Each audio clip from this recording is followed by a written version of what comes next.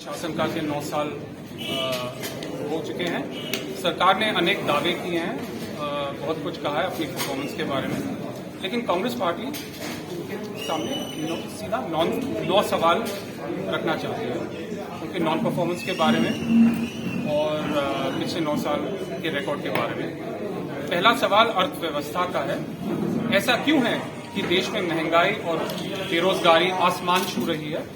क्यों अमीर और अमीर हुए हैं और गरीब? सार्वजनिक संपत्तियों को मोदी जी के मित्रों को क्यों बेचा जा रहा है? आर्थिक विषमताएं क्यों बढ़ रही हैं?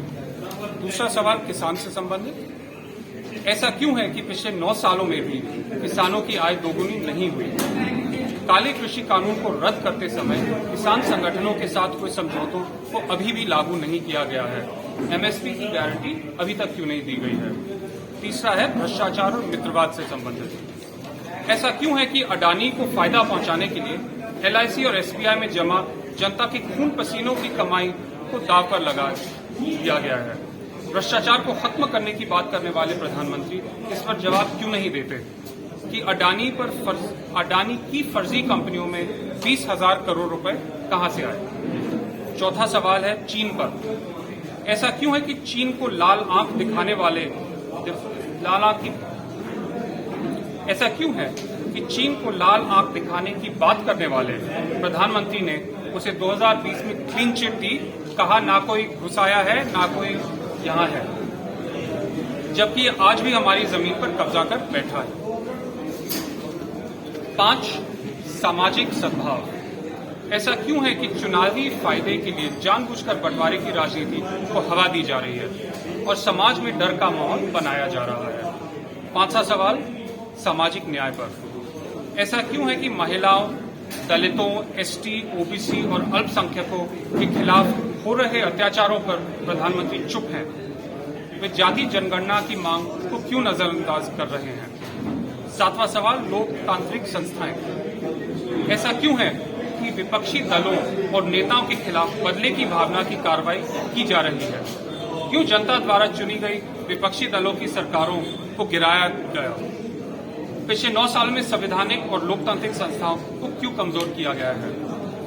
8वां सवाल जन कल्याण योजनाएं। ऐसा क्यों है कि बजट में कटौती करके मनरेगा जैसी जन कल्याण की योजनाओं को कमजोर किया गया है? गरीब, आदिवासी और जरूरतमंदों के सपनों को क्यों कुचला जा रहा है? और आखिरी सवाल कोरोना पर। ऐसा क्यों है कि कोरोना के कारण 40 लाख लोगों की मौत के बाद उनके परिवारों को मुआवजा देने से मना कर दिया गया? क्यों अचानक लॉकडाउन करके लाखों कामगार साथियों को घर जाने के लिए मजबूर किया और उन्हें उनके हाल पर ही छोड़ दिया?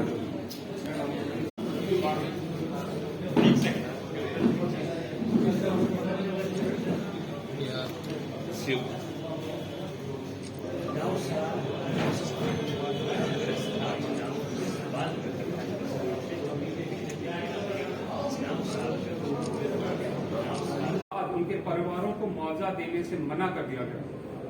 क्यों अचानक लॉकडाउन करके लाखों कामगार साथियों को घर जाने के लिए मजबूर किया गया और उन्हें उनके हाल पर छोड़ दिया गया?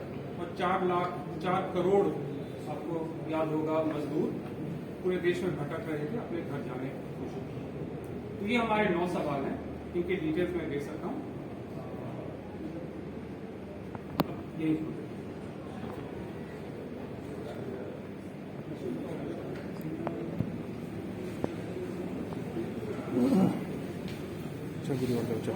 और पॉइंट्स मैं आपके सामने रख लेता हूँ, थोड़ा एक्सपैंड कर लेते हैं। एमएसपी का एग्रीकल्चर की बात होगी। मित्रवाद और भ्रष्टाचार। मोदी जी ने कई सालों से मित्रवाद और भ्रष्टाचार के काफी दावे किए हैं। आपको मैं याद दिलाना चाहूंगा कि अभी सेबी के बारे में रिपोर्ट है, सुप्रीम कोर्ट एक्सपर्ट कमेटी की रिपोर्ट, उसमें ये बात लिखी कि 2018 में सेबी जो इन्वेस्टर्स की इंटरेस्ट को सुरक्षित रखना उसका काम को बताना पड़ता था कि अल्टीमेट बेनिफिशियल ओनरशिप किसका है और उसके बिना आपको इन्वेस्ट करने की परमिशन नहीं मिलती। वो रिलैक्स कर गया। एक तरफ मोदी जी कह रहे थे कि ये शेल कंपनीज जहाँ से ब्लैक मनी आ रहा है हम इसके खिलाफ कार्रवाई ले रहे हैं, और दूसरी तरफ अभी पता चलता है कि सेबी ने इस रूल को रिलैक्स किया था। तो सवाल उठता है कि ये प्रेशर सेबी पे कहाँ से आया, किसके साथ? तो सवाल उठता है कि ये दोगलापन, ये फेसियडनेस क्यों हो रहा है? कई लोग कहते हैं कि अच्छा भ्रष्टाचार हो रहा है, हाई लेवल पे हो रहा है, मुझे मेरा क्या लेना देना। आपको दो उदाहरण देता हूँ कि महंगाई पे इसका क्या इम्पैक्ट होता है। एक तो आप जब फ्लाइट्स लेते हो, 6 के 6 एयरपोर्ट्स अडानी ग्रुप को सौंपे गए थे, आपको याद होगा। अहमदाबाद, लखनऊ, त्रिवेंद्रम, 2-3 और हैं। लखनऊ और अहमदाबाद में जो यूजर फी होती है, जो आपके टिकट पे चार्ज लगता है एयरपोर्ट का, वो 5 गुना बढ़ रहा है निजीकरण के बाद। तो जो लखनऊ में 200 रुपए से कम फी थी, अब वो 1000 से ज्यादा हो रही है। पावर प्लांट अडानी जी ने बनाया था बांग्लादेश बिजली बेचने के लिए, कैसे उनको मिला ये उसी कहानी है। मोदी जी ने खुद उनको सौंप दिया था प्रोजेक्ट, कोई कंपेटिटिव बिडिंग नहीं हुई।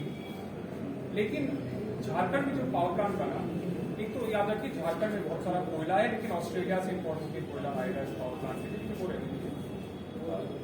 झारखंड में एक नियम था कि अगर आपने हमारे राज्य में पावर प्लांट बनाया है तो 25% राज्य डिस्काउंट पे खरीदेगा।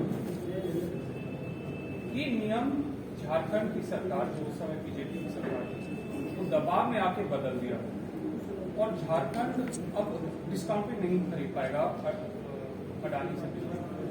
इसका इम्पैक्ट ये है कि जो 25 साल का पूरा कॉन्ट्रैक्ट है, झारखंड सरकार की रिपोर्ट ने बताया कि 7,410 करोड़ का घाटा होगा झारखंड का। यानी कि झारखंड की जनता को बिजली बिल में ज्यादा पेमेंट करना होगा क्योंकि डिस्काउंट में नहीं मिल रहा, और इसका इम्पैक्ट 7,400 करोड़ है। तो ये सीधा झारखंड के कंज्यूमर्स के जेब से निकल रहा है। ये दूसरा उदाहरण है कि जो हिंदुवाद से जो अडानी ग्रुप को फायदे मिल रहे हैं, उसका नतीजा क्या हो रहा है, इसको हानि। ये लंबा चौड़ा रिपोर्ट है, आप क्वेश्चन ले लेते हैं फिर हम